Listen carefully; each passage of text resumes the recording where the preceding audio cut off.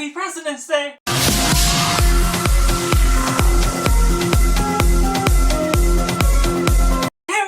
Cinema, where we focus on a film. I'm Josh, this is Simply Cinema, and today we're going to be talking about all 8 presidential films ranked from my least favorite to my favorite that include any sort of president for the sake of ranking on President's Day. Let me know down in the comments below what films with presidents have you seen and how would you rank them.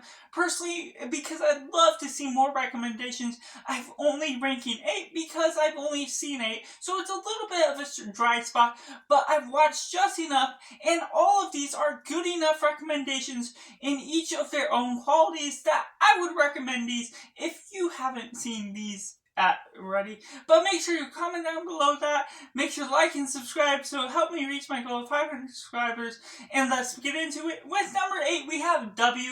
Now Josh Brolin gives a great performance doing George W. Bush, and the way Oliver Stone directs this is a great standout for his directing career. And while the film feels convoluted in some ways, it's a little strong political-wise on the heavy notes on how heavy it gets into the technical details of war and planning and everything that I'm not always getting into personally, but it still does a good job in elevating some of the certain scenes, showing an uprise of George W. Bush from someone that doesn't want to get into the political side of things to someone that is the President of the United States. But it goes throughout these back and forth scenes of the past and present that it gets a little mixed up, a little messy with just how the flow of the story goes about, because you understand the general sense of what's going to happen, and so I feel like it could have been a more gradual build-up. But what shines for the film is not only the directing and acting, but also how it's almost made out to be a tragedy for how George W. Bush doesn't always get the recognition he feels he deserves or needs from his father, who isn't always direct with him with his love. And coming at number 7, we have JFK. Now, unfortunately, I would love to rank this so much higher. It has great qualities just for all the aspects it goes about. I believe this is also directed by Oliver Stone, who does a great job directing this, but I went into this expecting something more about John F. Kennedy's life, but unfortunately, I was thrown off in a direction to where this is actually about the study of John F. Kennedy's death, why he was shot, and all the investigation that went on afterward. Kevin Costner was really great in the performance. There were so many great scenes that really stood out for the importance of recognizing what this story is. And so I still recognize it for all its great story qualities, but unfortunately some of the runtime being over 3 hours, and also just not recognizing what this story was meant to be from the get-go, threw me off a little, and hopefully that will get up a little bit more upon rewatch now that I know what it is. And coming at number 6, we have Young Mr. Lincoln, a young 30s film by John Ford that really does give a great performance. Just the way they perform, made up fictional story of Mr. Lincoln going into this sort of young, early year of his being a lawyer and just being in Illinois and just getting some background on it. Of course, you're not supposed to take it too seriously because you're not knowing too much of what would have been factual, and of course, most of this is made up, but generally it could have been part of his early career based on becoming a lawyer. But generally, I do enjoy the subtle details that really build up the tension, build up the court drama, and Henry Fonda does have a great performance, giving off that appearance as a young Mr. Lincoln. And coming at number 5, we have Air Force One. Now this is a bit of a fun one just for the insanity it goes on. It's basically Die Hard on a plane, where you have the president and the plane is hijacked, yet the president himself, played by Harrison Ford, is someone that is really skilled in just from his army career, and just the way they go about that is kind of a bit of a fun. It's more claustrophobic, a little bit more than Die Hard itself, being in this bigger building.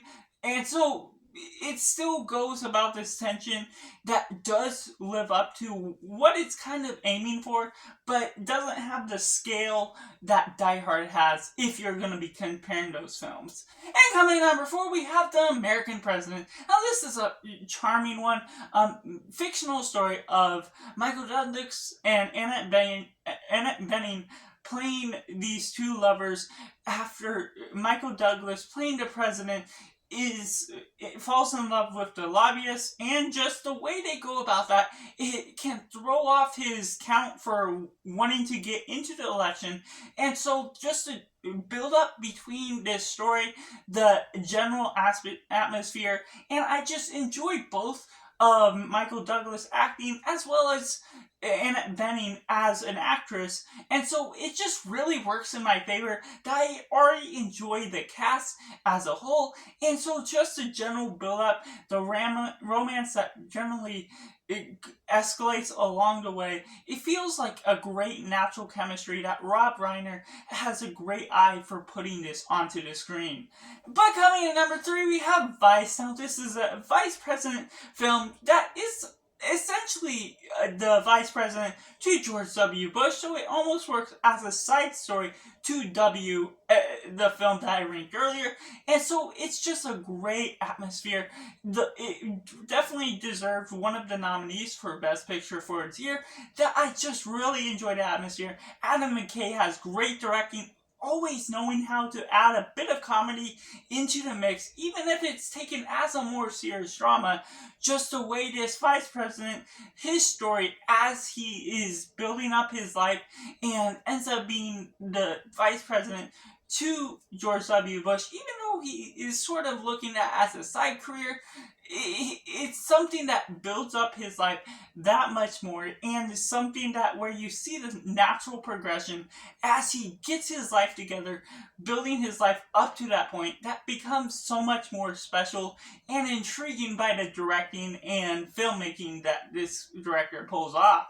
But coming in at number 2, we have Lincoln. Now this is a great one, a great drama from Steven Spielberg himself.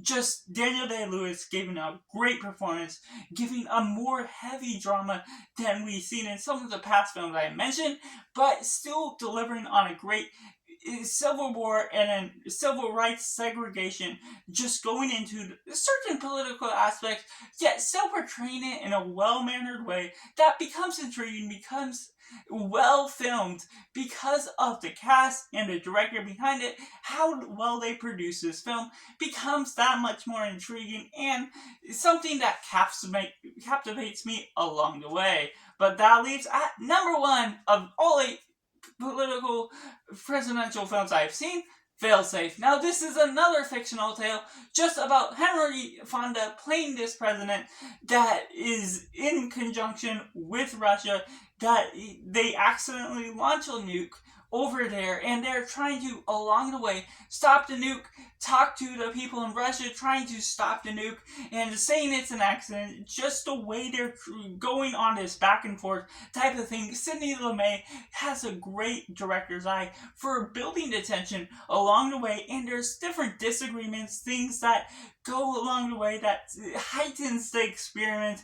And what really sells this film is the ending that's so jaw-dropping, so traumatizing, the way they really sell this film as a whole. But that doesn't disregard any of the rest of the film, how they escalate the film to that final moment, that I definitely have to recommend this film over all the others, even if they all are rather good in my book. So that's just all for my presidential films ranked from my least favorite to my favorite, and I'd love to see your comments down below, what you would recommend to me, or just in general, what presidential films you have seen in honor of President's Day today. So that's just all. Make sure to like this video, subscribe, help me reach my goal of 500 subscribers here on this channel, and make sure to do yourself a favor and go watch a movie.